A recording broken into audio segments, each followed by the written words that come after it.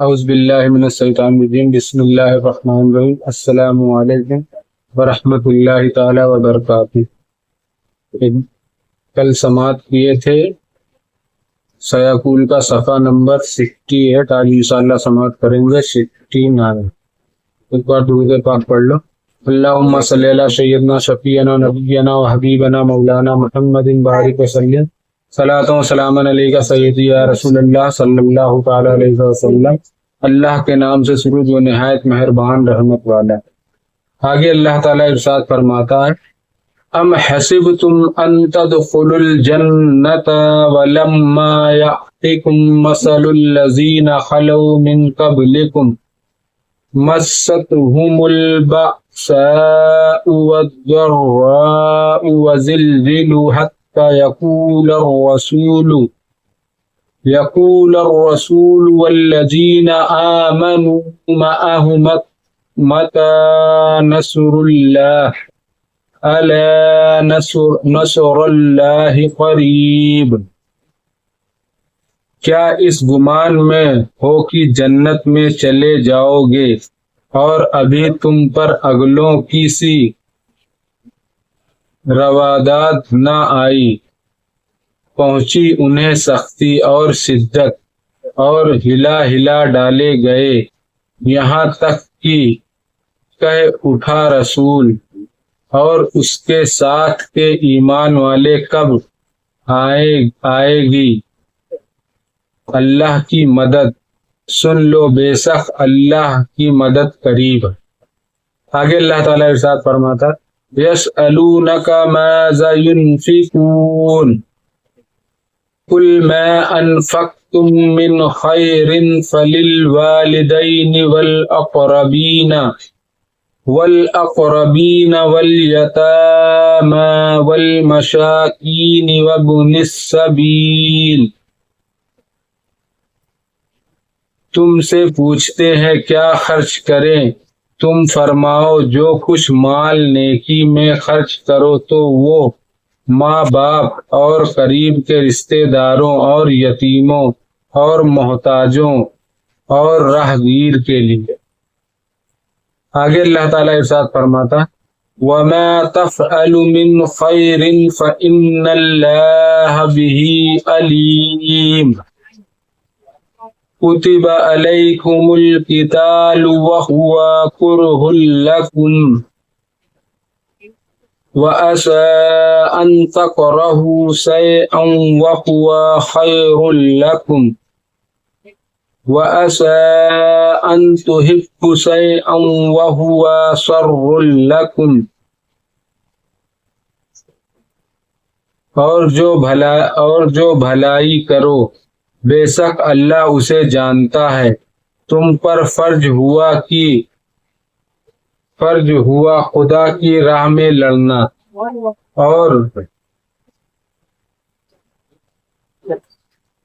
اور وہ تمہیں ناگوار ہے اور قریب ہے کہ کوئی بات تمہیں بری لگے اور وہ تمہارے حق میں بہتر، اور قریب ہے کہ کوئی بات تمہیں پسند نہ آئے اور تمہارے حق میں بری۔ آگے اللہ تعالیٰ ارشاد فرماتا، واللہ یعلم وانتم لا تعلمون۔ اور اللہ جانتا ہے اور تم نہیں جانتے۔ شان نزول، اور جیسی سختیاں ان پر گزر چکی ابھی تک تمہیں پیش نہ آئے۔ شان نزول، یہ آیت غزوہ احزاب کے متعلق نازل ہوئی، جہاں مسلمانوں کو سردی اور بھوک وغیرہ کی سخت تکلیفیں پہنچی تھی۔ وہاں پہ بہت سردی بھی تھی اور وہ بھوک سے بہت پریشان تھے۔ اس میں انہیں صبر کی تلقین فرمائی گئی کہ صبر کرو، اور بتایا گیا کہ راہ خدا میں تکالیف برداشت کرنا قدیم سے خاصان خدا کا معمول رہا ہے۔ ہر چیز میں صبر کرنا یہ زمانے سے اللہ کی راہ میں معمول رہا ہے، مطلب ہمیشہ صبر کرو، صبر کا دامن نہیں چھوڑنا چاہیے۔ ابھی تو تمہیں پہلوں کی سی تکلیفیں پہنچی بھی نہیں جو پہلے والے لوگ کو جتنی تکلیف ہوئی۔ بخاری شریف میں حضرت خباب بن ایرت رضی اللہ تعالی عنہ سے مروی ہے کہ حضور سید عالم صلی اللہ علیہ وسلم سایہ کعبہ میں اپنی چادر مبارک سے تکیہ کیے ہوئے تشریف فرما تھے۔ ہم نے حضور سے عرض کی حضور ہمارے لیے کیوں دعا نہیں فرماتے، ہماری کیوں مدد نہیں کرتے؟ فرمایا تم سے پہلے لوگ گرفتار کیے جاتے تھے، جو پہلے کے دور کے لوگ گرفتار کیے جاتے تھے، زمین میں گڑھا کھود کر اس میں دبائے جاتے تھے، زمین کے اندر گڈھا کھودتے تھے پھر اس کے اندر دبا دیتے مٹی کے، آرے سے چیر کر 2 ٹکڑے کر ڈالے، آرا آتا ہے نا کاٹنے کے لیے، اسی سے چیر کے 2 ٹکڑے کر دیتے تھے، اتنے سخت وہ لوگ۔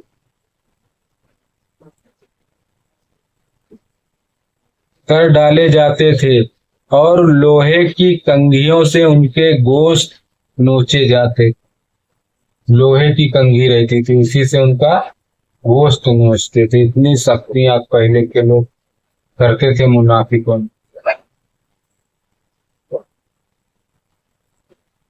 اور ان میں کوئی مصیبت انہیں ان کے دین سے روک نہ سکتی تھی، مگر پھر بھی وہ لوگ صبر کرتے تھے، اپنے دین سے نہیں ہٹتے تھے، اپنے دین پر قائم رہتے تھے۔ یعنی شدت اس نہایت کو پہنچ گئی کہ ان امتوں کے رسول اور ان کے فرما بردار مومن بھی طلب مدد میں جلدی کرنے لگے، باوجود یہ کہ رسول بڑے صابر ہوتے تھے اور ان کے اصحاب بھی، لیکن باوجود انتہائی مصیبتوں کے وہ لوگ اپنے دین پر قائم رہے۔ اتنی ساری مصیبت آئی پھر بھی وہ اپنے دین پر قائم رہے، ہٹے نہیں، اور کوئی مصیبت و بلا ان کے حال کو متغیر نہ کر سکی، کتنے بھی ظلم کیے مگر ان کے دین سے ہٹا نہیں سکے وہ لوگ، اس لیے دین پر ہر حال میں قائم رہو۔ اس کے جواب میں انہیں تسلی دی گئی اور یہ ارشاد ہوا۔ شان نزول، یہ آیت عمر و بن جموح کے جواب میں نازل ہوئی جو بوڑھے شخص تھے اور بڑے مالدار تھے۔ انہوں نے حضور سید عالم صلی اللہ علیہ وسلم سے سوال کیا تھا کہ کیا خرچ کریں اور کس پر خرچ کریں، کیا خرچ کریں اور کس پر خرچ کریں۔ اس آیت میں انہیں بتا دیا گیا کہ جس قسم کا اور جس قدر مال قلیل یا کثیر خرچ کرو اس میں ثواب ہے، جتنا مطلب زیادہ خرچ کرو گے اللہ کی راہ میں اتنا زیادہ تمہیں ثواب ملے گا۔ اور مصارف اس کے یہ ہیں، مسئلہ آیت میں صدقہ نافلہ کا بیان ہے، نفل صدقے کا بیان ہے۔ ماں باپ کو زکوٰۃ اور صدقات واجبہ دینا جائز نہیں، ماں باپ کو یہ زکوٰۃ دینا جائز نہیں، جو تمہارے مال کا حصہ نکلے گا 1 سال رکھنے کے بعد، جمع کرنے کے بعد جو اس کا حصہ نکلتا ہے وہ ماں باپ کو دینا جائز نہیں ہے، کیونکہ وہ زکوٰۃ ہے، وہ کسی غریب کو دینا چاہیے۔ یہ ہر نیکی کو عام ہے، انفاق ہو یا اور کچھ، اور باقی مصارف بھی اس میں آ گئے، اس کی جزا عطا فرمائے گا۔ مسئلہ: جہاد فرض ہے جب اس کے شرائط پائے جائیں۔ جہاد فرض ہے اگر جب اس کی شرائط پائی جائے تو۔ اگر کافر مسلمانوں کے ملک پر چڑھائی کرے تو جہاد فرض عین ہوتا ہے۔ اگر کوئی اپنے دیش کے اوپر کوئی دوسرے دیش کا لڑائی کرنے کے لیے آ جائے گا تو اپنے اوپر جہاد فرض ہو گیا، اس سے لڑنا فرض ہوگا، فرض عین۔ پھر اپنے دیش کے بچاؤ کے لیے لڑائی کرنا پڑے گا۔ ورنہ فرض کفایہ کہ تمہارے حق میں کیا بہتر ہے، تو تم پر لازم ہے کہ حکم الہی کی اطاعت کرو اور اسی کو بہتر سمجھو، چاہے وہ تمہارے نفس پر گرا ہو۔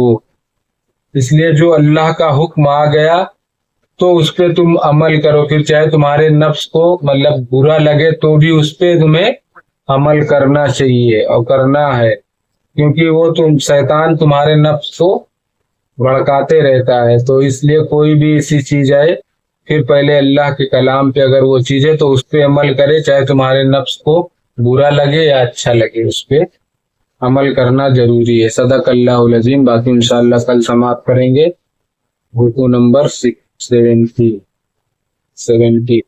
بسم اللہ الرحمن الرحیم۔ صلی اللہ علیہ نبی الامین وآلہ صلی اللہ علیہ وسلم۔ صلاۃ و سلام علیکہ سیدی یا رسول اللہ صلی اللہ تعالی علیہ وسلم۔ یا اللہ یا رحمان یا رحیم یا مالک القدوس، یا اللہ ہم نے جو قرآن پاک کی تلاوت کی اس کا پڑھنا سننا قبول عطا فرما۔ یا اللہ اس کے پڑھنے میں کسی قسم کی غلطی گستاخی بے ادبی اپنے رحم و کرم سے معاف عطا فرما، اور ہم سب کو صحیح پڑھنے کی توفیق عطا فرما۔ یا اللہ ہم سب تیری بارگاہ میں توبہ کرتے ہیں۔ استغفر اللہ ربی من کل ذنب واتوب الیہ، استغفر اللہ ربی من کل ذنب واتوب الیہ، استغفر اللہ ربی من کل ذنب واتوب الیہ۔ سبحانک ذی العزۃ عما یصفون وسلام علی المرسلین والحمد للہ رب العالمین۔ محمد رسول اللہ صلی اللہ تعالی علیہ وسلم۔ السلام علیکم رحمۃ اللہ تعالی وبرکاتہ۔